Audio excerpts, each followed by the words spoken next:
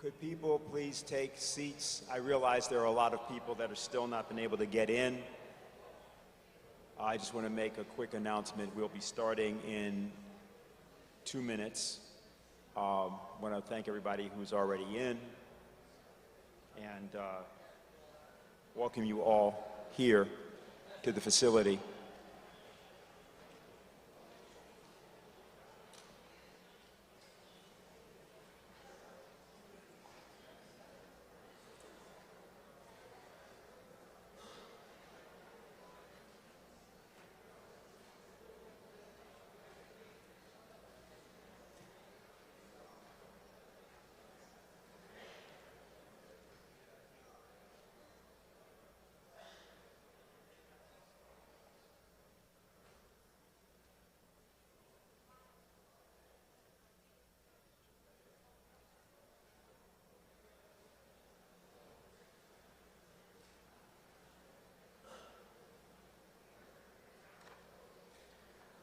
Could I please have people silence their cell phones?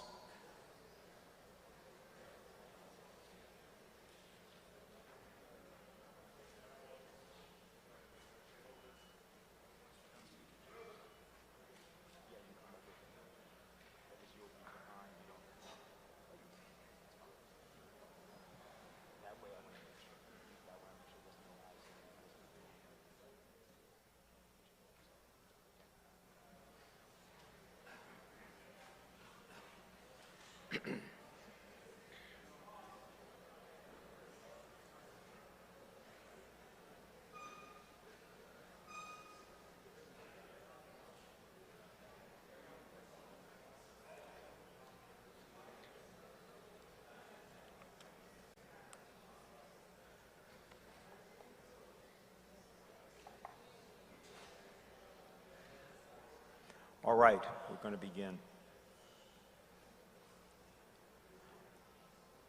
On behalf of the Schiller Institute, we want to welcome everybody here today, to welcome you who are gathered around the United States and in various locations in the world. We have called this day and this memorial occasion the triumph of Lyndon LaRouche. In reality, however, this story is the tale and triumph of two people. On October 12, 1988, over 30 years ago, at Germany's Kempinski Hotel, 1 year before the Berlin Wall would fall, Lyndon LaRouche stated to a baffled press corps, "I can assure you that what I present to you now on the subject of the prospects for the reunification of Germany is a proposal which will be studied most seriously among the relevant establishment circles inside the United States.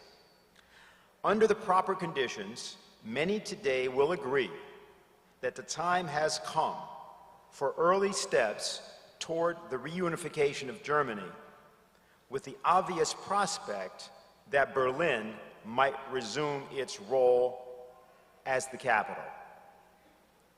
A little over a year later, on November 9th, 1989, the Berlin Wall would come down. On October 3rd, 1990, Germany would be reunified. Berlin, once again, would become the capital. Within the hours immediately after November 9th, Lyndon LaRouche, then in prison, would begin outlining the policy that the world now calls by various names: the New Silk Road, the Belt and Road Initiative, and the Schiller Institute would travel into the former Warsaw Pact countries and to Russia and China to advocate that idea. The world came to know this idea as a new dialogue of civilizations opposed to what was then called the Clash of Civilizations. As with the character Florestan in Beethoven's opera Fidelio, LaRouche had dared to speak the truth, and chains, imprisonment, were his reward.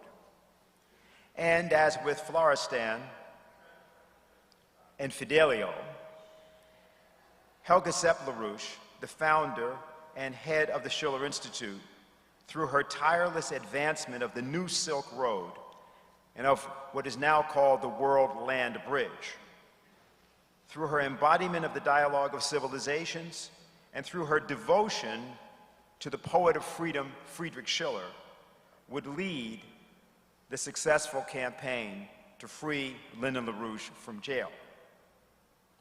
Today's triumph of Lyndon LaRouche is possible because of her. It's my honor, as always, to introduce Helga Zepp-LaRouche, founder of the Schiller Institute.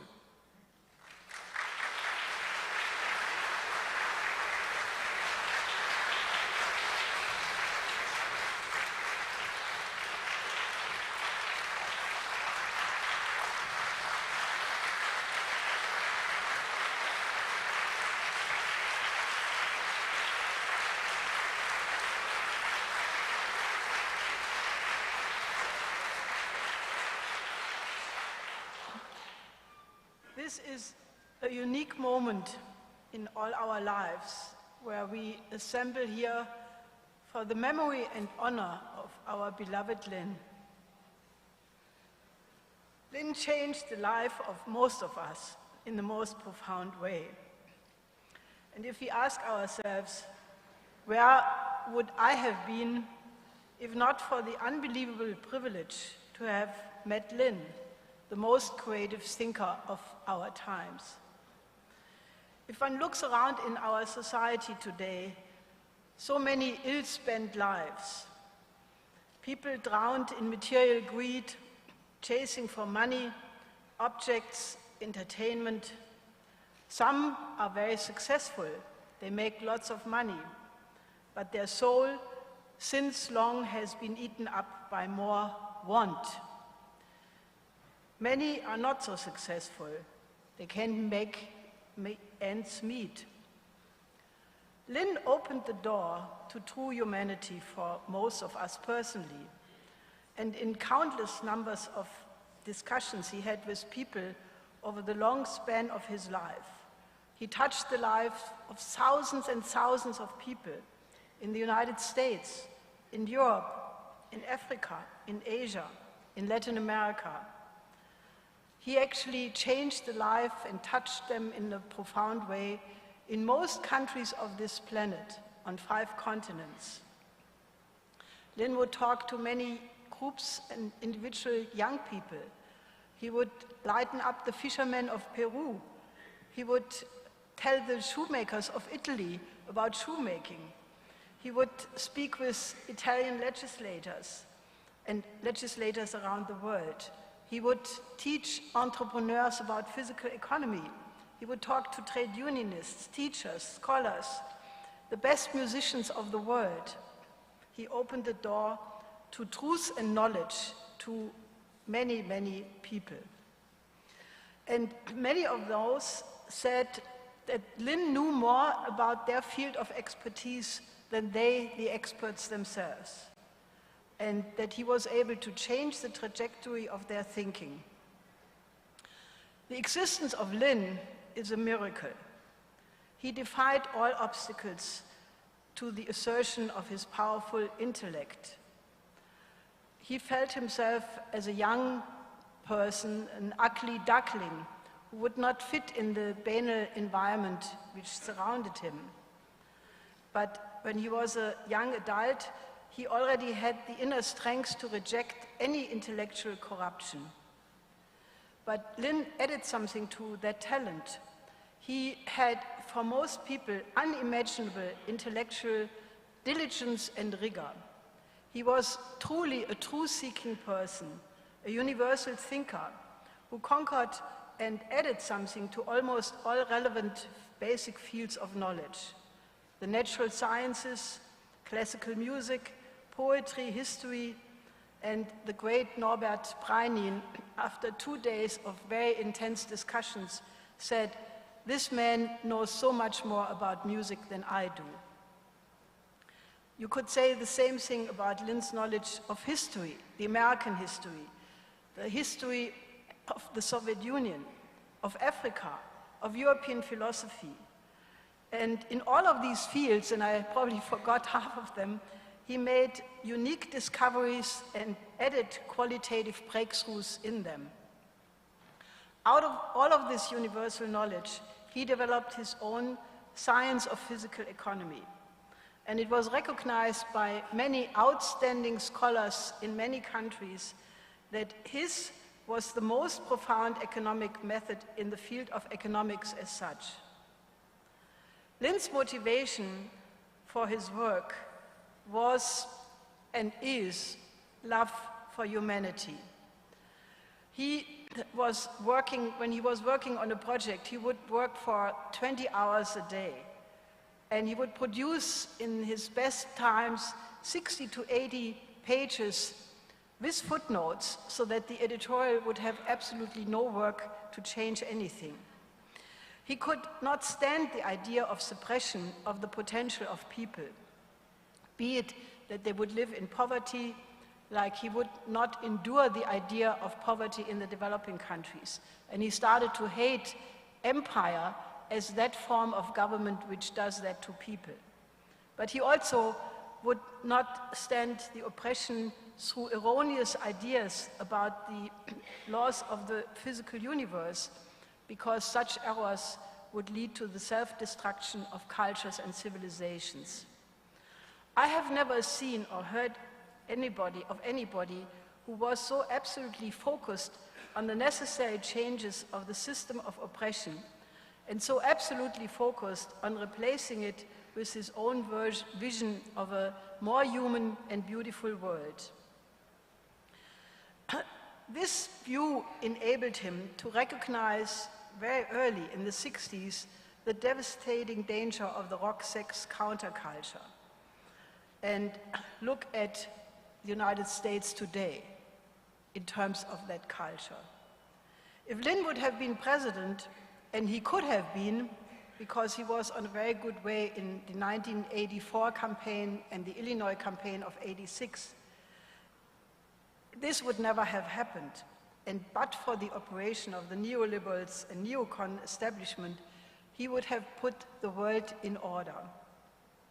Think about the changes he already started to effect. The development of Latin America through his cooperation with Lopez Portillo, the beautiful idea of overcoming poverty in India through his working with Indira Gandhi on a 40-year development plan for the subcontinent. He was about to overcome the military blocks of NATO and the Warsaw Pact through his conception of the SDI, the idea to end geopolitics and to proceed with the idea of one humanity. Think about what would have happened if his conception of using the science driver effect of the SDI to bring new technologies based on new physical principles to the developing countries, the gigantic technology transfer, making it possible for these countries to leapfrog to the most advanced modes of production. For several decades, the alleviation of poverty in Africa, Asia, and the United States would have happened. You would have universal education of every child already in the second generation and of educated youth in the developing sector. In the United States, you would have a public debate of the issues Lynn raised in his beautiful speech of 1988 in Chicago in the Food for Peace conference, to make the African deserts a lush garden, to produce enough food for the world population. There would be a debate in the United States not about the Games of Thrones, but about the Einstein theory of general relativity and the laws of the universe. He would have musicians discuss the principles of thorough composition in the tradition of the span of composition from Bach to Brahms. He would have caused scientists to have a deep understanding of the principle of life, where they would have found a solution and cure to most illnesses. The creativity per se would be the highest value in society, and all experience would experience the intellectual joy of a new international renaissance. And we, who worked with Lynn, had the privilege of getting a taste of what it means to live in the world of ideas. If Lynn would have become president, the whole United States and the world, this Renaissance spirit would have become the intellectually hegemonic power. The United States is very fortunate to have such a person with such a beautiful mind and such a prophetic vision. Lynn and I had a meeting once with the Bishop of Rome, and he said, Lynn is a man of providence. And I absolutely agree, because Lynn's life and his life's work is in absolute tune with the intention of creation. It's a tragedy for the people of the United States and the rest of the world that the evil powers of the present were able to derail this effort, at least temporarily. And a breakthrough for all of humanity will be associated with Lynn's ideas. But Lynn's vision of a fully developed world becoming a reality in the form of the World Land Bridge is now happening, of a new form of international relations among nations, of a dialogue of classical cultures replacing confrontation, and of the vision of an international cooperation of colonizing the moon and a joint Mars mission. His enemies, who are the enemies of humanity and the happiness of the people, they prevailed in the short term, but they are already haunted by the Erinyes. They may be have been able to cover up their crimes for a short while, but there is this higher power of natural law which will bring their crimes to the light of the day. Lynn, on the contrary, has earned eternal life. His life is in the simultaneity of eternity. His mind and ideas transcend all places and times. Lynn is now in a realm like shown in the school of Athens. He is with Socrates and Plato, with Confucius, Kepler, Leibniz, Bach, Beethoven, Einstein, and Bernatsky, and all the best minds of all times and all cultures. You are immortal, beloved Lynn.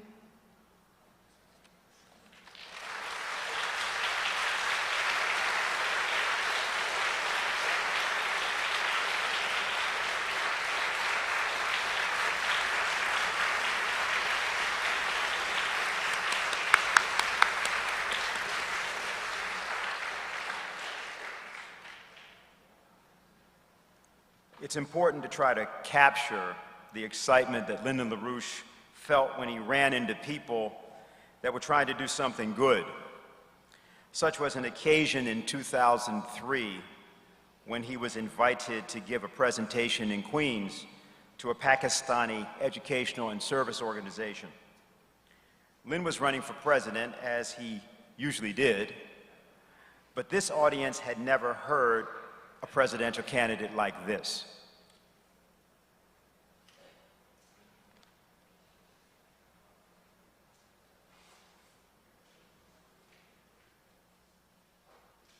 Friends,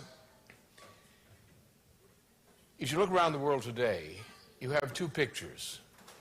One, a fearful one, a spread of war, threat of war, terror.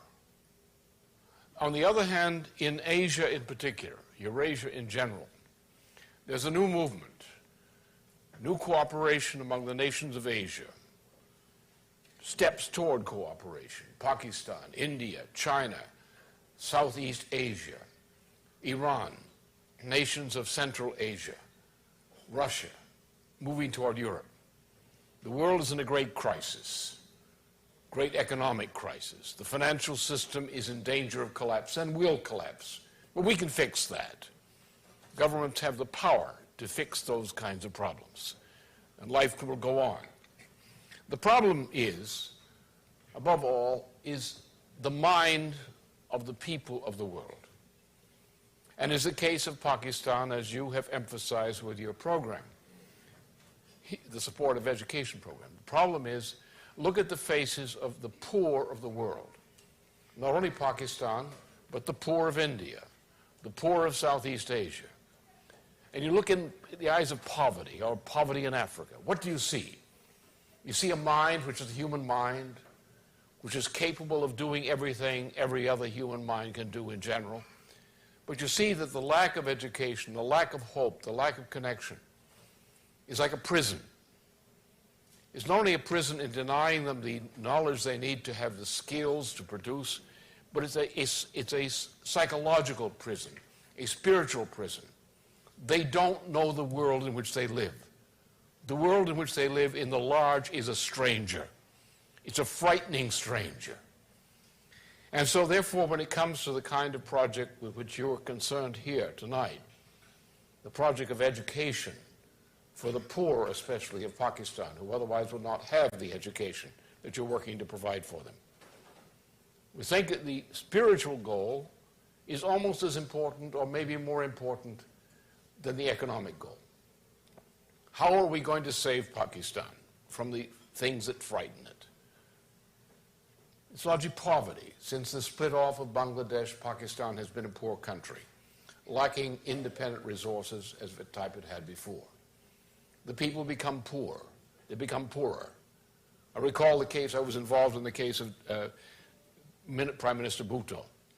Prime Minister Bhutto was involved in an affair that I was pushing in Colombo, Sri Lanka in 1975.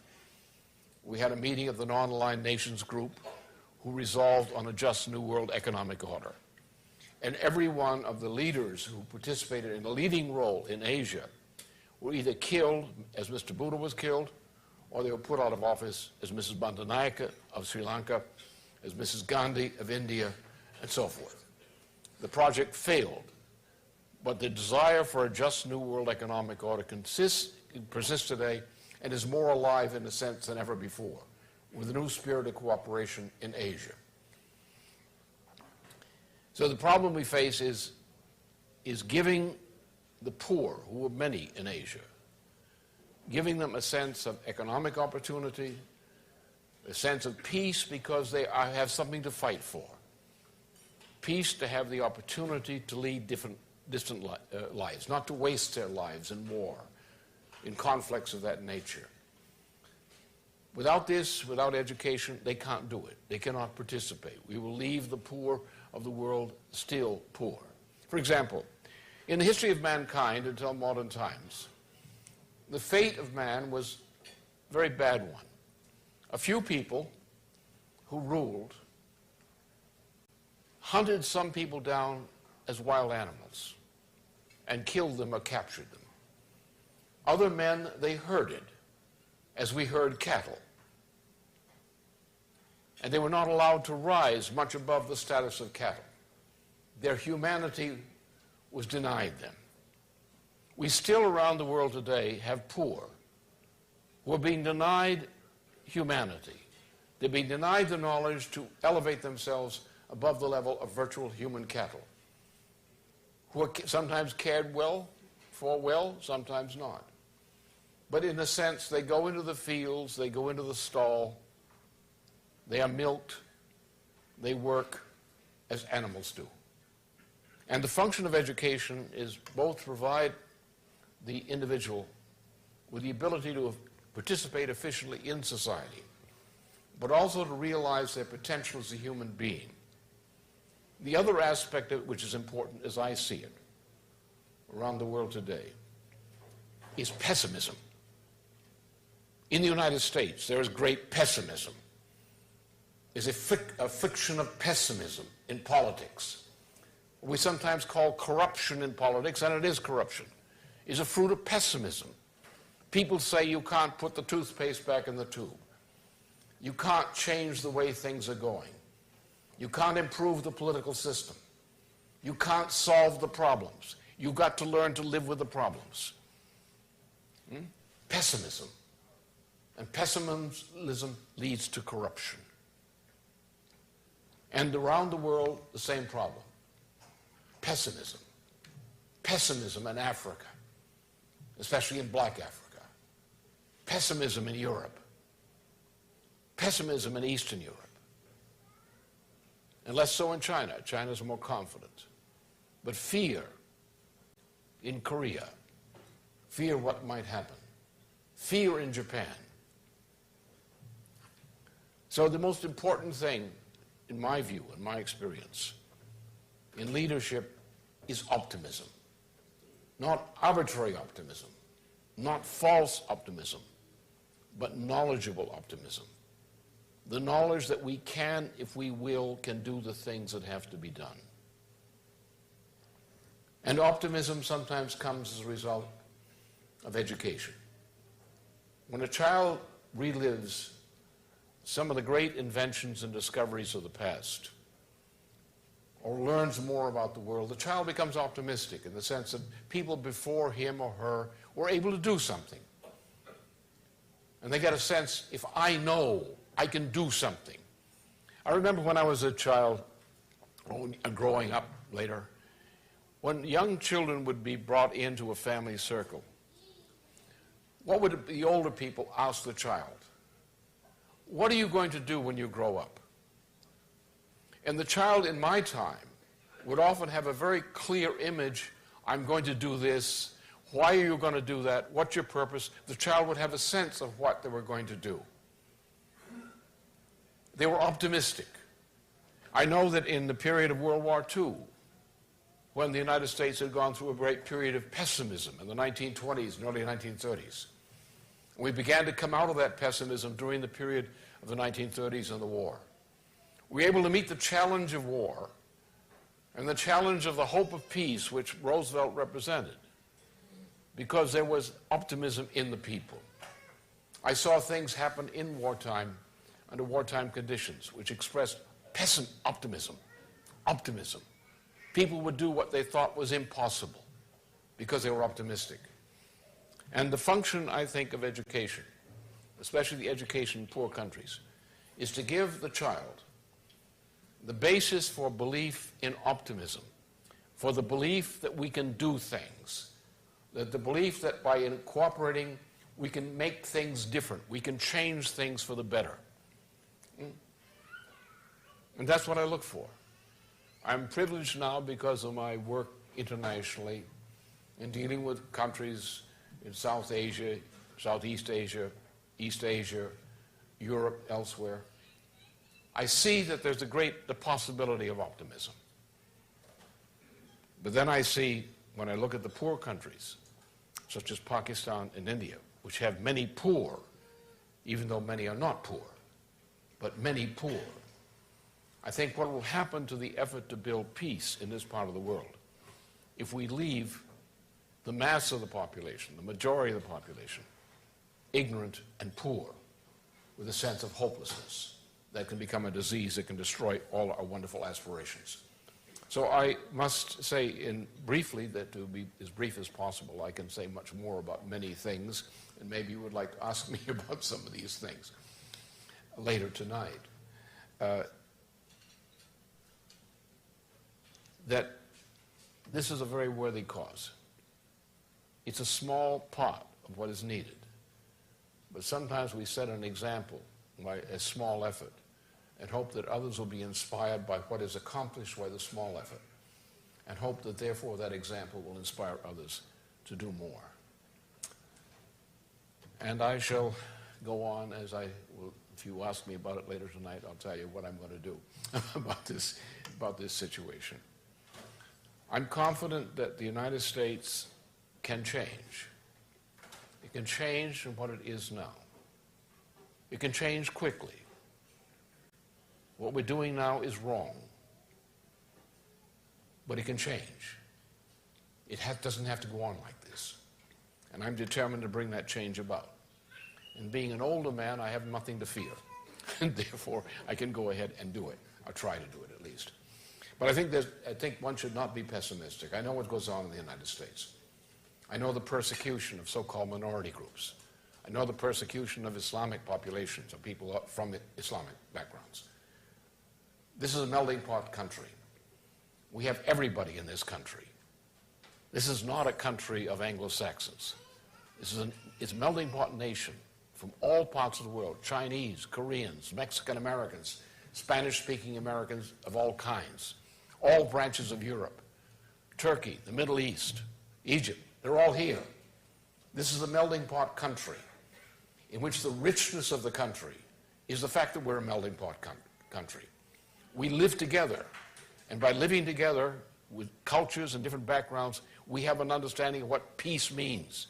It means we're united by a common purpose to create a society and a world that works in a certain way. I'm convinced we can do it.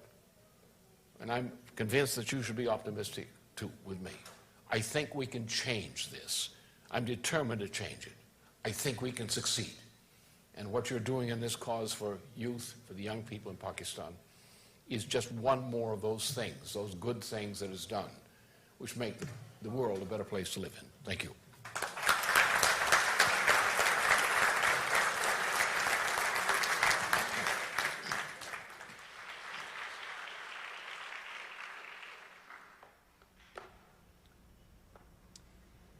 If the trumpet should give an uncertain sound, who shall prepare himself to the battle? What is the music by means of which truth is conveyed? To whom is it given to speak the truth boldly and plainly, without artifice, but with art? What is the art of telling the truth? In a 1994 speech at Howard University, Lyndon LaRouche said, "Music, I should say, is a serious business. It's an essential part of language." Hold for a minute. It's an essential part of language. It's an essential part of developing the moral and intellectual capabilities of those who participate in it. The soul of an idea is not contained in its words, which are only at best its shadow. Truth has a music which is not swallowed up in mere sound. The poet John Keats stated, "Heard melodies are sweet, but those unheard are sweeter." Why? The poet Edgar Poe speaks about unthought-like thoughts, which are the souls of thought. The poet uses words to point away from themselves in order to point us away from the shadow of ourselves. We are a single, indivisible humanity in which our immortality resides.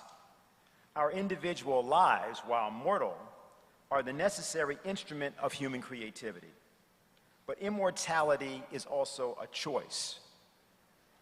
Lyndon LaRouche warned us about that many times. Whole societies often choose extinction over immortality. For Hamlet, immortality was the undiscovered land from which no traveler returns.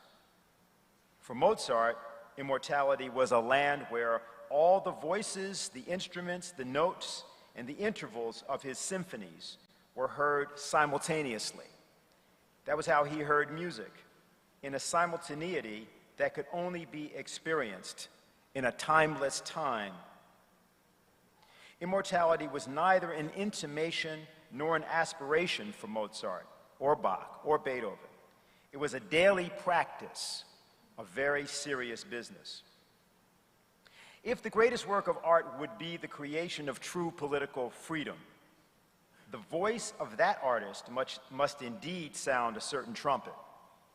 Many speak, but few sing. Lyndon LaRouche was a singer whose chosen instrument was the mind of his audience and whose economy of thought could awaken the Lazarus of the American Revolution, whom its enemies proclaimed to be dead, though, as LaRouche knew, it merely sleeps. Though his proposals were often defeated, the objective, justice, including economic justice for all people that LaRouche had espoused, that Schiller and Beethoven had famously expressed in their Ninth Symphony, the desire that all men shall be brothers, that was the spark that drove him. As Schiller wrote in the play Don Carlos, a purpose that higher reason has conceived which men's afflictions urge, 10,000 times defeated, may never be abandoned.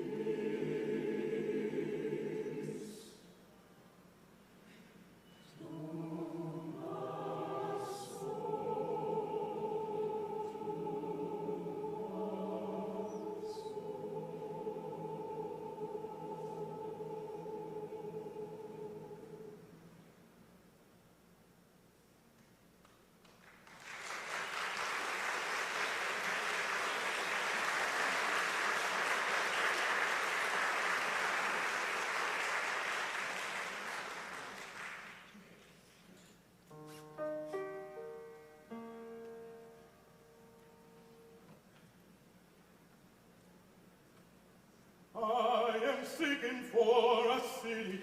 Hallelujah. I am singing for a city. Hallelujah. For a city into the kingdom. Hallelujah. For a city into the kingdom. Hallelujah. Oh Lord, don't fear, don't waste time, children. Oh glory. Hallelujah, for I hope to shout glory when this world is on fire. Children, oh glory, hallelujah. There's a better day coming. Hallelujah. There's a better day coming. Hallelujah. When I leave this world of sorrow. Hallelujah. To join that holy number. Hallelujah. Hallelujah. Don't fear, don't waste time, children. Oh, glory. Hallelujah. For I hope to shout glory when this world is on fire. Children, oh, glory. Hallelujah. Oh, don't fear, don't waste time, children. Oh, glory. Hallelujah. For I hope to shout glory when this world is on fire, children. Oh, glory, hallelujah.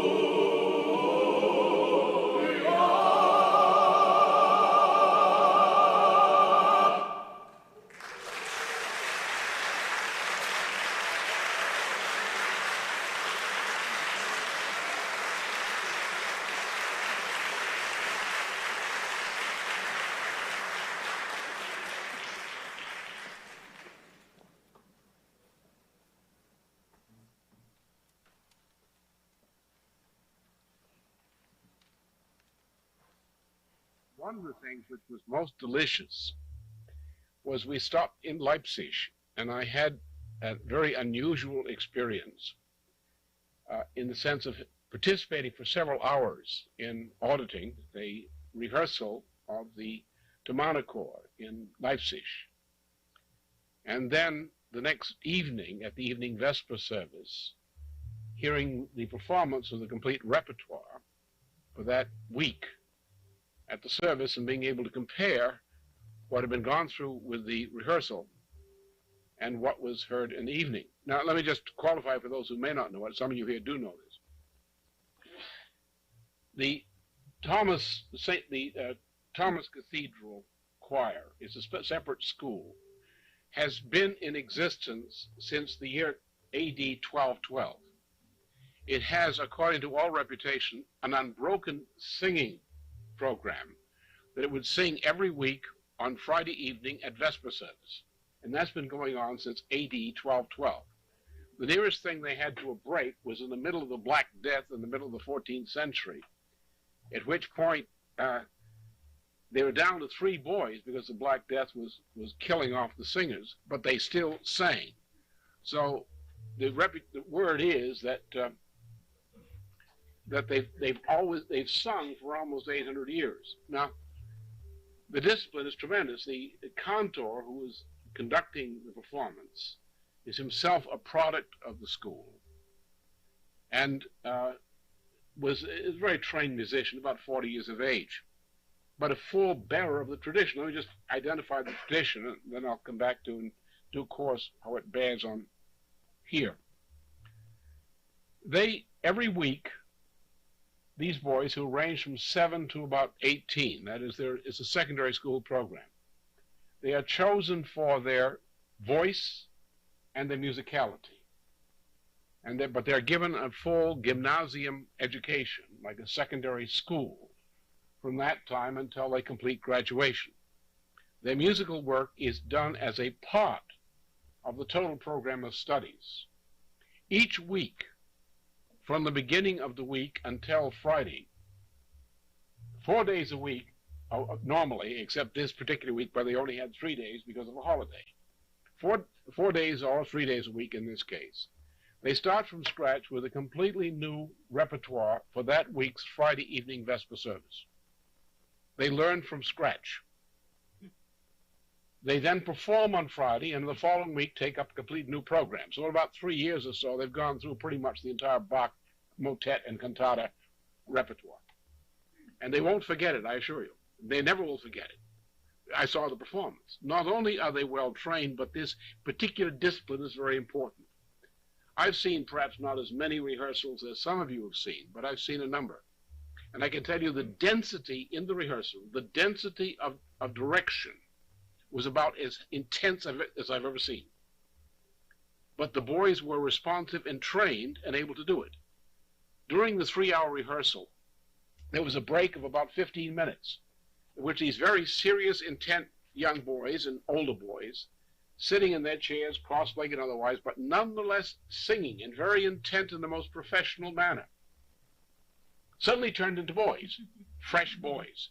And they raced out of the area into the yard, played soccer, then came back in as fresh as they had left, and sat down sedately, or as sedately as boys can do, in their chairs, and they concentrated totally on what they were doing. So it was total concentration and total training and a masterful direction. Now, the particular work, which was the featured work of the Friday program, which they were rehearsing this Thursday morning when we were in there, Thursday noontime, was Jesu, meine, Freude, which is one of the most difficult motets to perform adequately, not to perform it, but to perform it adequately in the motet repertoire. It has challenges in there which are rather astonishing.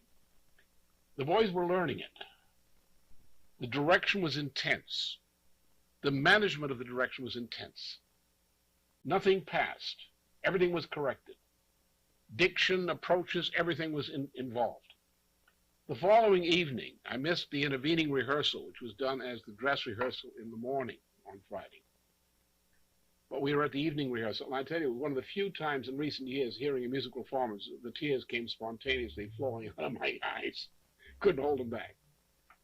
The performance was magnificent. Everything that they had been taught, that they had rehearsed, every correction came through in the performance. And better, of course, much better.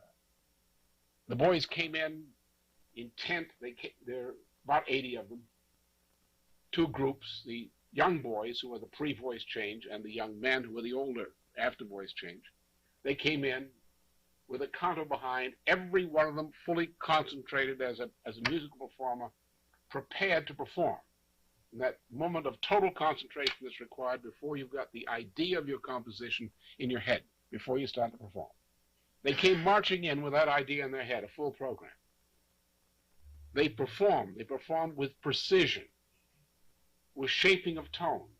They sang not on the notes, but they sang between the notes. They knew how to do that. They were trained for that. It's the most remarkable performance of Jesu, meine, Freude I've ever heard. And it was more remarkable because I had experienced the part of the process of its production in the sense of participating in the rehearsal. And therefore, as you know, you have a much keener sense of the composition when you've lived through the rehearsal, and you're sweating as to how it's going to come out in the final, actually, outflowing the performance.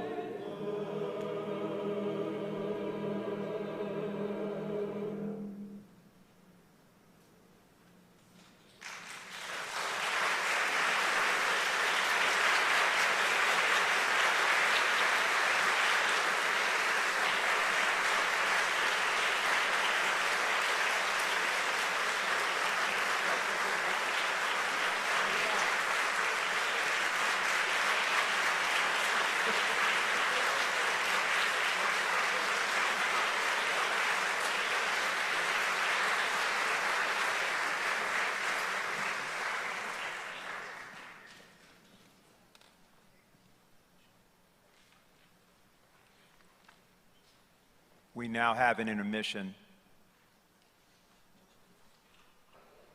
I'll just let our crew know that we are now officially at the end of the intermission.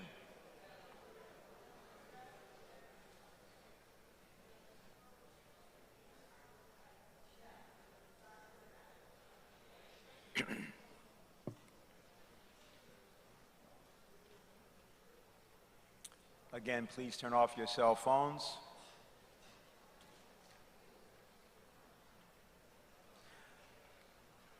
Corrupting the morals of the youth of Athens.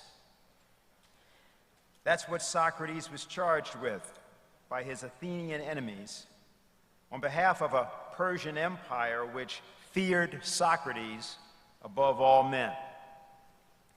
The International Philosophical Association, formed by LaRouche 50 years ago, was composed entirely of youth, thrown up by the tumult of 1963 to 1968, and it was forged in post-assassination America, the assassination of JFK, Bobby Kennedy, Martin Luther King, Malcolm X.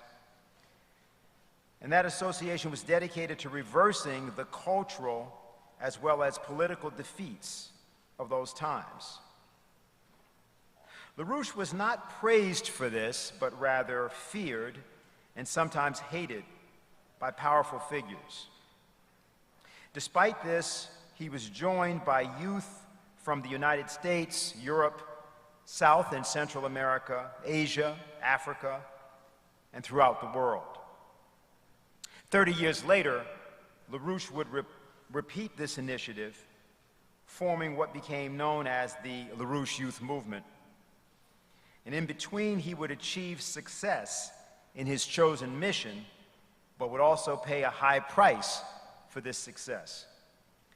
He would be railroaded, but he would not be silenced. Socrates, the man in whom conscience, consciousness, and inclination were all one thing, was placed on trial in an unjust proceeding, convicted by the Democratic Party of Athens, and sentenced to death. LaRouche would outlive his de facto death sentence, but would not be exonerated despite eloquent objections to this injustice from around the world.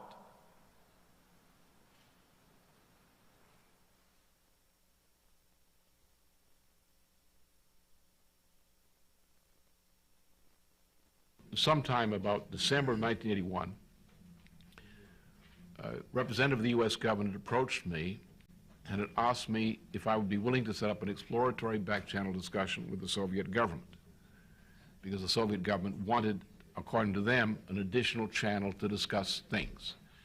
And I said didn't reject the idea. I said, but I have an idea on this question of nuclear missile. It was becoming increasingly dangerous, forward basing, more precise missiles, electromagnetic pulse. We're getting toward a first strike. It would be very useful to discuss what I proposed in my 1980 election campaign with the Soviet government to see if they'd be interested in discussing such a proposal. This might prove a profitable exploratory discussion. And so from February of 1983, or 82 through February 1982, I did conduct such back-channel discussions with representatives of the Soviet government in Washington, D.C. Those were somewhat fruitful, but ultimately abortive. Kissinger and others became aware of this discussion during the summer of 1982, and their circles were very much opposed to that. The general view was expressed, but that I was getting too big for my britches, and I had to be dealt with. On the question of debt, which some of these people were concerned about, and on this question of strategic missile defense. This is the most incredible piece of FBI material, one of the most incredible pieces of FBI material that I've ever seen. And CPUSA. we're Communist Party. I'm going to get it. That's the Communist Party of the United States. What this suggests is that the Communist Party has let the FBI know that they want to eliminate Lyndon LaRouche for their political reasons. They consider him to be a politically dangerous person, and the Communist Party wants to eliminate him. If you look at the bottom, New York proposes submitting a blind memorandum to the Daily World to foster these efforts. Is the FBI climbing in bed with the Communist Party in order to effect the elimination of Lyndon LaRouche from the political scene? I think we all know what that means. But in what was as complex and pervasive a utilization of law enforcement, prosecution, media, and non-governmental organizations focused on destroying an enemy. This case must be number one. There are some where the government itself may have done more and more wrongfully over a period of time. But the very networking and combination of federal, state, and local agencies, of executive and even some legislative and judicial branches, of major media and minor local media, and of influential lobbyist types, the ADL preeminently. This case takes the prize. Henry Kissinger, who we all know by name and some probably remember by reputation and actions, was a very powerful man. Mr. LaRouche took exception with his policies, which he considered to be genocidal, got into a serious row with Mr. Kissinger. And Mr. Kissinger writes to William Webster, the director of the FBI. Here is, within the short period thereafter, Buck Revell, who was the head of counterintelligence for the FBI at the time, is sent this memorandum by William Webster, who was contacted by David Abshire of PIFIAB. That's the President's Foreign Intelligence Advisory Board. And these same parties, Henry Kissinger and his colleagues, are now raising before PIFIAB the question as to whether LaRouche, because he seems to have funding from sources that they don't understand, is possibly operating as a foreign intelligence agent, and they want them to look into this. Now, what that does, and the words are bad enough, but the reality is terrifying. This triggers Executive Order 12333, which allows virtually any form of conduct, any activity, to be undertaken as long as it's under this national security cover. So this was the beginning of a national security covered operation against Mr. LaRouche and his colleagues. The purpose can only be seen as destroying. It's more than a political movement. It's more than a political figure. It is those two. But it's a fertile engine of ideas. A common purpose of thinking and studying and analyzing to solve problems regardless of the impact on the status quo or on vested interests. It was a deliberate purpose to destroy that at any cost. The most important in history is ideas, especially those ideas which move mankind forward, which are ideas which make the life of generations to come more human. And you can see it in those states which are governed by racism. Like I saw it just in Alabama, where I thought Selma would be full of monuments for Martin Luther King, and I mean I was really totally shocked to see that the opposite was true. You see, when the absence of ideas is the case, like the absence of civil rights, the absence of human rights, how much misery that does to the people. So, for me, the biggest crime what happened to my husband is not that he was innocently in jail. And, I'm not saying it was not a hard time, because it was. And, I mean, I can only say that, people should feel the heart pain of what also Patricia Morris expressed, that this is done to real human beings. It's not just some figures and statistics. People suffer, their whole lives are being destroyed.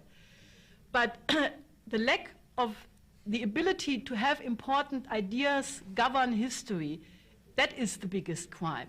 I'm saying this because to put a man of great ideas into jail is a crime all by itself because of the ideas.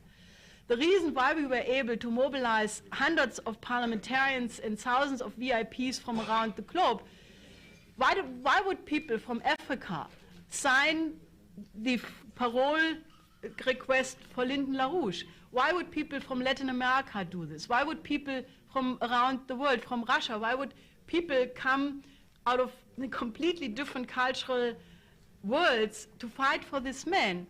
Well, because we not only said this man must be free and his innocence must be proven, but many of them told me and others that they understand that the kind of change in global policy my husband is standing for, the kind of just new world economic order which allows the economic development of Africa, which allows the economic development of the developing countries of Eastern Europe, they say is the only hope for them, for their nation, as far away as it may be.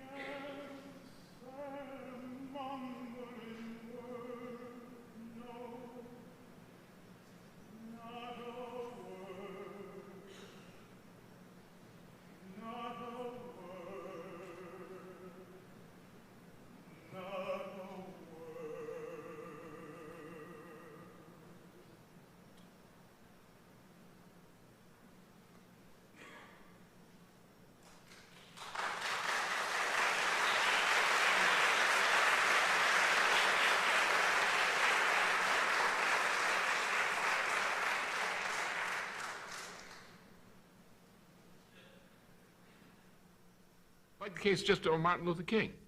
Now, I never personally met Martin Luther King, but I watched him closely.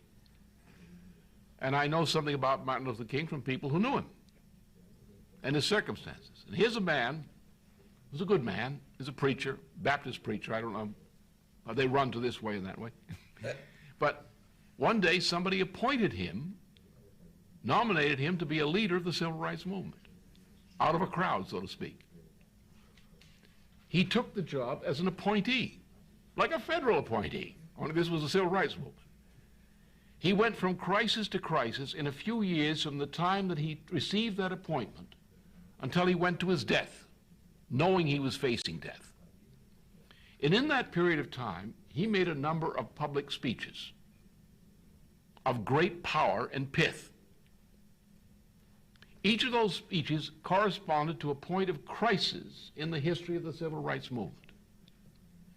And I saw on television, and I read in the recorded speeches, I read a man who had gone into private, into his own Gethsemane, probably inspired by reading the New Testament, and said, I will drink of this cup. And he came out with an idea, with a lot of people swarming around him.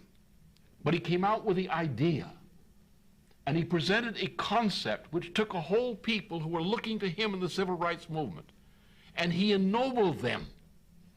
He said, you're not fighting for African-American rights, you're fighting for everybody's rights. You're fighting to make the Constitution real. And it was a new idea, a different idea. And as he did with his mountain speech that he gave just before he went, again, a man who had walked into Gethsemane and said, yes, Lord, I will drink of this cup as my Savior before me. And he went out and he drank of the cup, and he inspired people.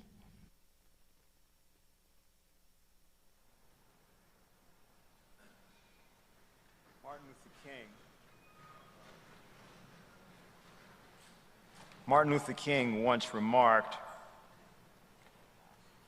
you may be 38 years old, as I happen to be, and one day some great opportunity stands before you and calls you to stand up for some great principle, some great issue, some great cause. And you refuse to do it because you are afraid. You refuse to do it because you want to live longer. You're afraid that you will lose your job, or you are afraid that you will be criticized, or that you will lose your popularity, or you're afraid that somebody will stab you, or shoot at you, or bomb your house. So you refuse to take the stand. Well, you may go on and live until you are 90, but you're just as dead at 38 as you would be at 90. And the cessation of breathing in your life is but the belated announcement of an earlier death of the spirit. On April 3rd, 1968, as Mr. LaRouche noted, King gave what became his certainly second best known speech, in which he spoke about the idea of having been to the mountaintop, that like anybody he would like to live a long life, that longevity had its place, but he just wanted to do God's will, and that he has allowed me to go up to the mountain, and I've seen the promised land. I may not get there with you, but I want you to know tonight that we as a people will get to the promised land. And so I'm not worried tonight. I'm not fearing any man. Mine eyes have seen the glory of the coming of the Lord. Many who've never read the speech or heard the speech in its entirety don't know that at the beginning of that speech he points out that if I were seated by the Almighty with a general panoramic view of history, and he asked me, Martin Luther King, in which age would you like to live? He talks about Rome, Greece, Egypt. He says, strangely enough, I would turn to the Almighty and say, if you would allow me to live just a few years in the 20th century, I would be happy. And he says, that's a strange statement to me, because the world is all messed up. There's trouble all over the land. There's darkness everywhere. But I know that sometimes when it's darkest is when you can best see the stars.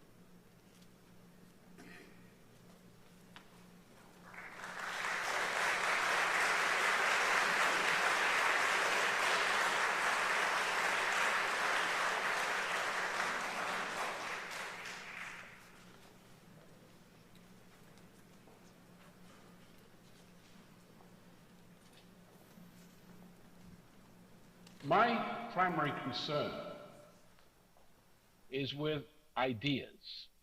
Now, very few people these days really could define what an idea is. Let me give you a definition, and let me relate that back to musical ideas. There's a very simple example of an idea which comes out of Egyptian history, it's actually Greek history, of a measurement or an estimated measurement of the circumference of the earth from pole to pole by Eratosthenes, a member of the Plato Academy, long after Plato had died, who went to Egypt, became the secretary or the librarian of the Alexandria Library, who was responsible for a number of important discoveries in early Greek science and mathematics.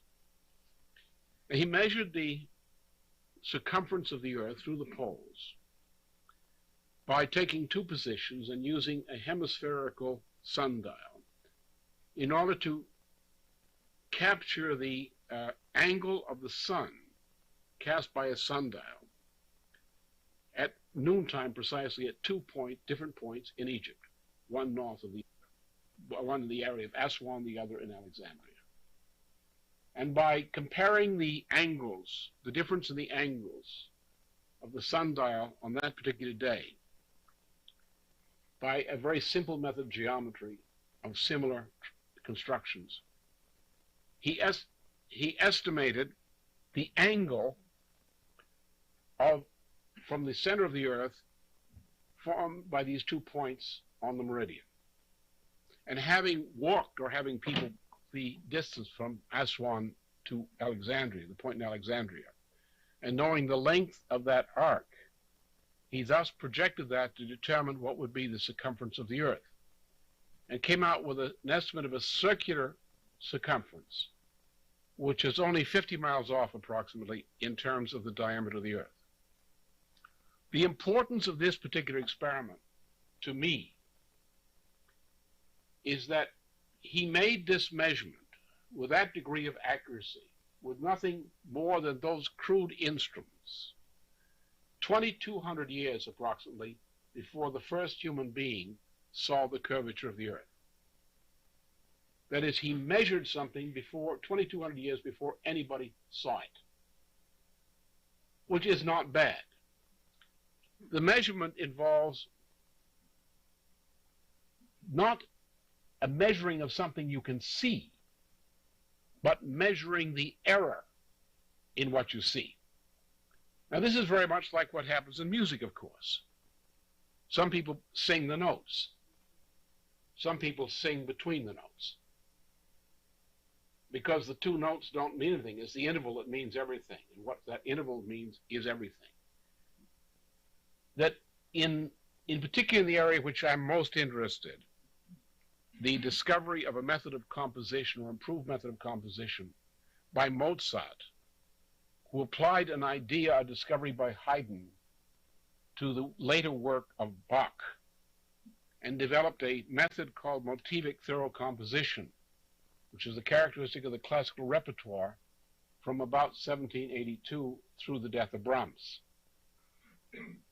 This method rests upon the ability to perfect the idea of a composition so that as you prepare yourself to perform it, the idea of the composition, which exists in a kind of timeless sense, the idea of the composition begins with the first note and ends with the last note, and it's there all the time.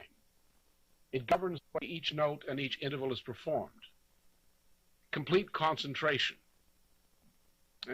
And this is a perfection of that idea of music, to make a composition represent clearly and consistently and coherently a single idea. Just as an example, Eratosthenes reduced the difference between 2 points on the meridian to a single idea, which is the idea of the circumference of the earth and its measurability, before anybody saw it.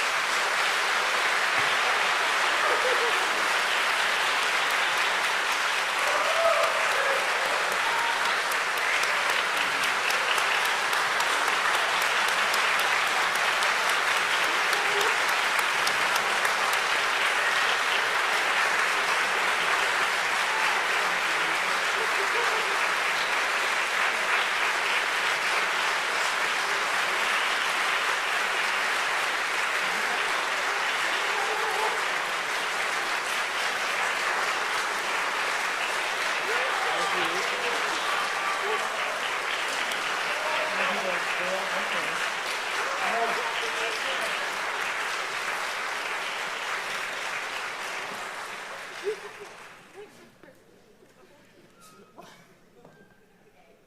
are skipping our intermission.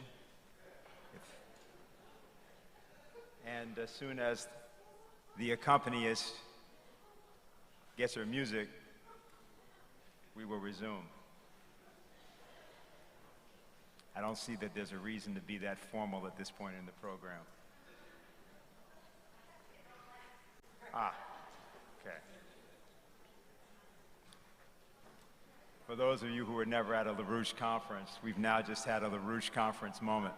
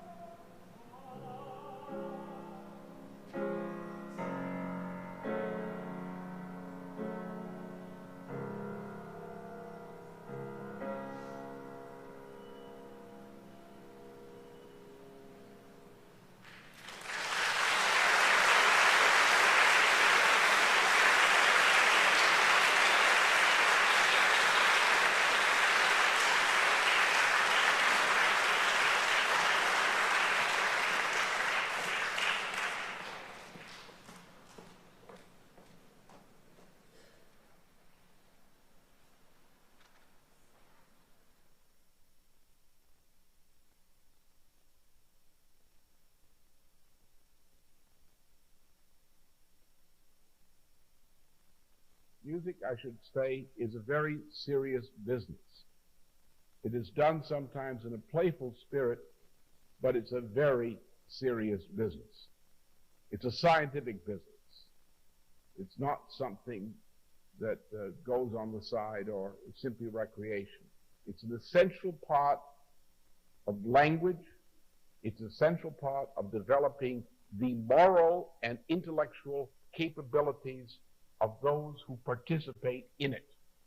Man is God's creature in the universe for a mission which we do not know fully, but we know we have to go in a certain direction.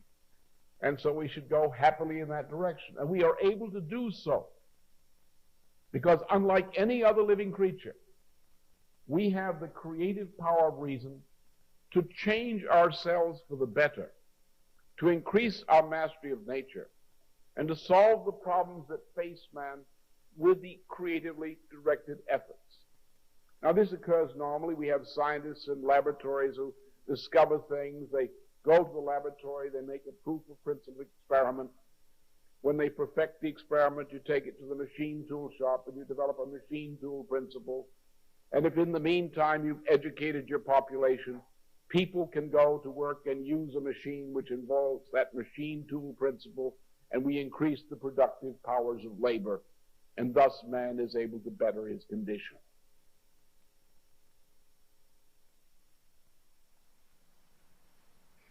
A great man's deeds continue to work upon other men's lives through the ages. For the good a virtuous man can do cannot be done within the span of one man's lifetime.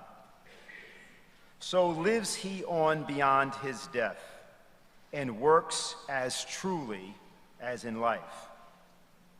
The virtuous deed, the well-spoken word, fight on, immortal, as he, a mortal, fought. So livest thou too, through measureless time. That idea is the idea that Lyndon LaRouche lived by, lived for. The final line of this poem, dedicated to the composer Ludwig Beethoven. Rejoice in thy eternity. To conclude today's process, we have several things, several pieces of music, and we are passing one of them out to everyone in the audience at the moment. But in terms of the final words we'd like to say today, it's my honor once again to introduce Helga Zepp-LaRouche.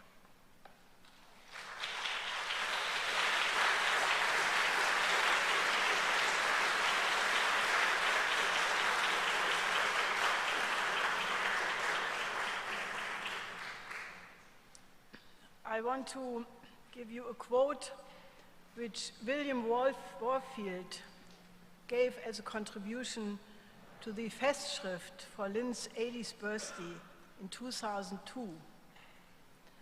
Yes, the great Johannes Brahms' Vier Ernste Gesänge has been for me as well his last will and testament. My friend, what can be better than now there remains faith, hope, and love. These three, but the greatest of them all, of these three, is love. Liebe, die Liebe, is the greatest of it all. Lynn, we love you so very much, who you have loved mankind so in such a way, that we make the sacred commitment to carry out and realize your vision, to contribute with all our potential to make the world a better place. You are with us, and we are with you forever. And I say to you what your last words were to me. Ich liebe dich.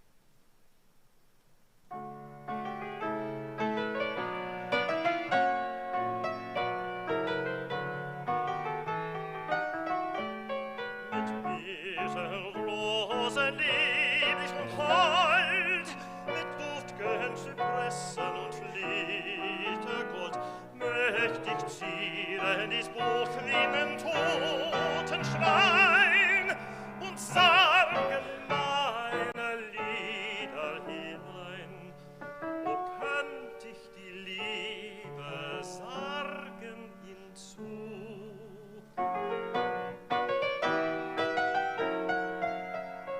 Auf dem Grabe der Liebe wächst Blümlein der Ruh.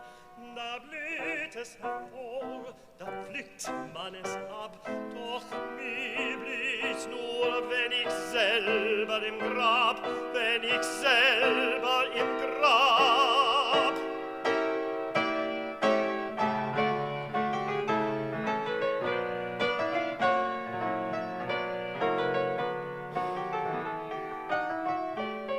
Hier sind nun die Lieder, die heim so wild wie ein Lavastrom, der den Ätna entquillt, hervorgekühlt aus dem tiefsten Gemüt und rings wie blitzender Funken versprüht. Und liegen sie still und totengleich und starren sie kalt und nebelbleich.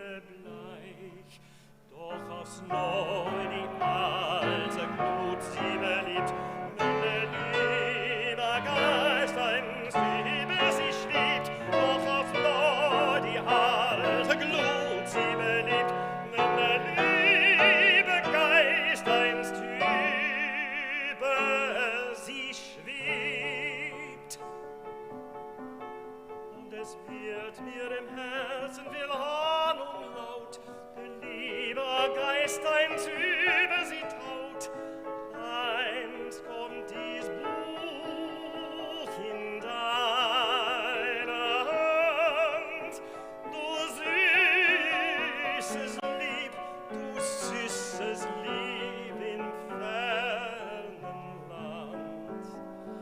Dann löst sich des Liedes Zauberband, die blassen Buchstaben schauen dich an, sie schauen dir fliehend in schöner Aug und flüstert von Liebmut und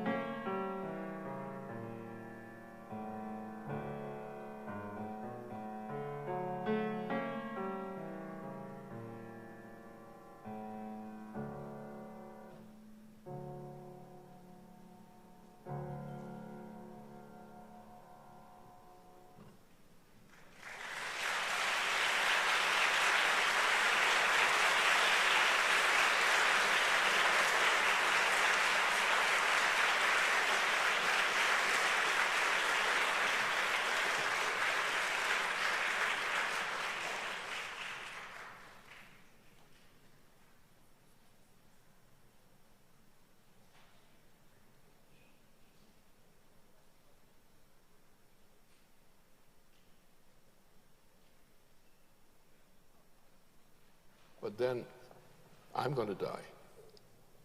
Like all people, I will die. I'm now at an age where I'm riper for that harvest than I was younger. Therefore, the challenge then becomes the transition from you as an emerging leader in society and my role in continuing that and in pushing you and other people like you to make this kind of creative surge forward, and I will pass on. Now, two things happen. First of all, if these creative principles which have been developed by earlier generations are realized in the future, that means that mankind is an immortal species. We are not personally immortal, but to the extent that we're creative, we're an immortal species.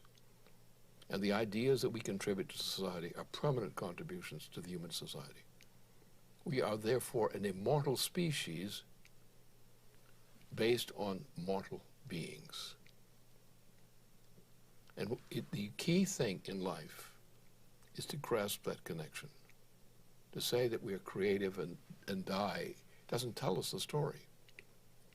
If we, in our own lives, who are about to die, can contribute something that is permanent, which will outlive our death and be a benefit to mankind in future times, we have achieved the purpose of immortality.